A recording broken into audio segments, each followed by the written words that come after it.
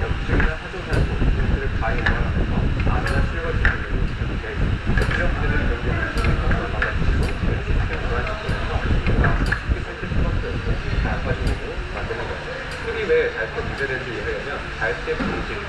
정리가 됩니다. 첫 번째, 스스로 공간을 만들고 두 번째, 몸에는 일단 수리라는 게 좋기 때문에 자체 스스로를 좋은 상태로 명확하고 두 번째, 단일화가 좋은 알수 있습니다.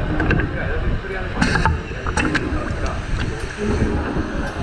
단일화는 다양한 에너지를 처리하고 배분하는 역할을 하는데요.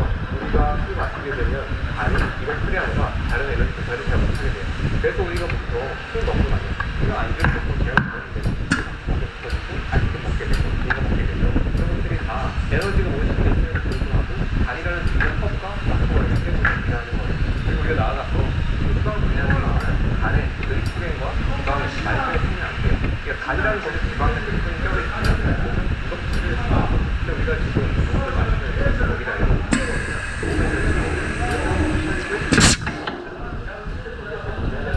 술을 끊으면서 그게 분명하게 간을 쉽게 만드는 얘들 건강에서 몸의 힘을 지키는데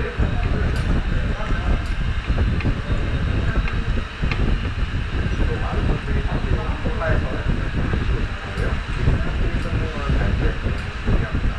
커피의 본질은 커피를 탄 설탕물이기는 커피의 설탕 부정 분재가 많아요. 이게 커피를 마시면 하지만 실제로는 설탕물 먹고 있는 여기 설탕의 경우는 낙수제처럼 질환의 경우에는 비만, 지방간, 당뇨, 요산 증가를 통해서 고혈압이나 통증 같은 것들, 염증 질환들 근데 먹을수록 그게 더 약해지고 주변 활동이 못하죠.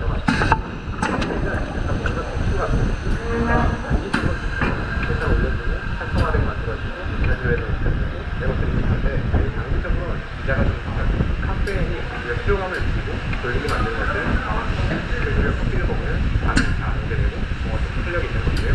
문제는 이렇게 하게 되면 우리가 밤에 잠을 잘 잘 수 없게 되는 거예요.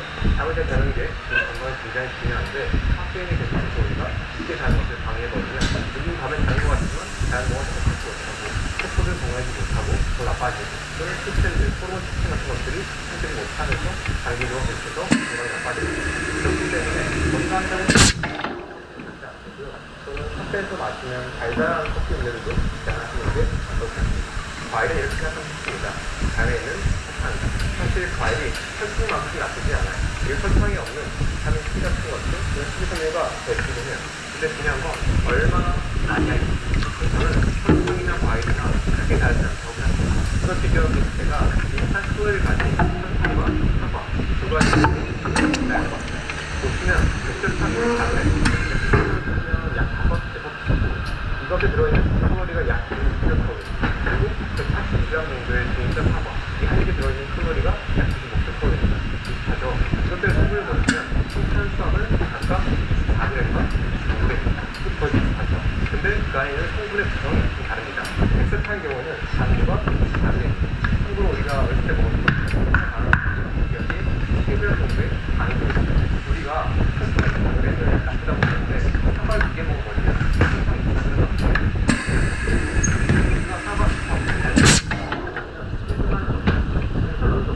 과일을 먹을 때 소금과 바당을 많이 먹게 되는 겁니다. 과일 조금만 많이 먹어도 이를 소금만큼의 바당과 당을 먹게 되는 겁니다. 우리가 만약에 예전의 상대처럼 많이 뛰어다니고 걸어다니고 선행하고 채집하고 유치활동들을 많이 했다면 그때는 괜찮지만 그렇지만 그렇게 많이 활동하지 않습니다. 게다가 우리가 지금 몸에 있는 문제를 있잖아요. 많은 사람이 있거든요. 그건 이런 이런 맥락에서 잘 보고 있다면 당연히 제일 먼저 해야 되는 것은 바닥을 힘이 줄이고 그런 단단된 스트를 드리는 건데 실제 우리가 과일을 먹어도 장기적으로 이렇게 때문에 건강하지 않을 때는 또 살이 쪄있을 때는 과일도 충분하게 제한되는 게 소화가 되는 겁니다. 그래서 제가 제안하는 처음에 살이 찌는 과정에서 과일도 굉장히 소화를 많이 되는 것 같아요. 다만 우리가 이제 과일이라는 거를 평생 먹으면 안 된다. 우리가 나중에 건강해서 살짝 빠지고 나서 그때는 가끔 적당히 먹는 그게 어떻습니까? 때문에 과일 자체를 모두 나쁘다고 해요. 문화에 따라서 과일 자체를 쓸 때 소화를 볼 수가 있다고 보면 좋을 것 같아요.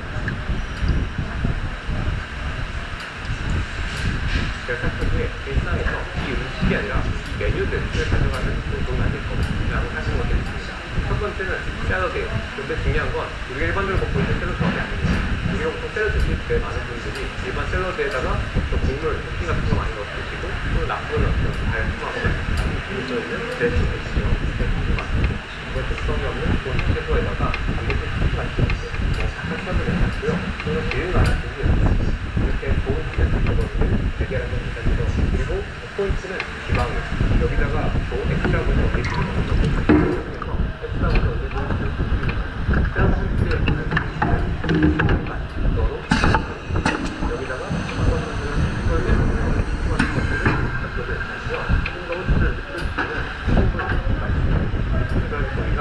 세게 먹는 게 아니라 지방을 먹기 위해서 간장을 먹는 거예요. 여기가 추가로 단백질 부분은 학생들이 안에 살고 이렇게 먹고 나면 소감이 좋고 혈당도 안 올라지고 이게 좋아합니다. 그래서 그것을 각자의 식단을 맛있게 맞고 취향에 맞게 토핑들이나 이것을 섞어가지고 샐러드를 가져가는 게 굉장히 잘 좋다고 생각합니다. 그리고 두 번째는 아까랑 좀 비슷하시는데요. 커다란 튀김기 냄비를 사보세요.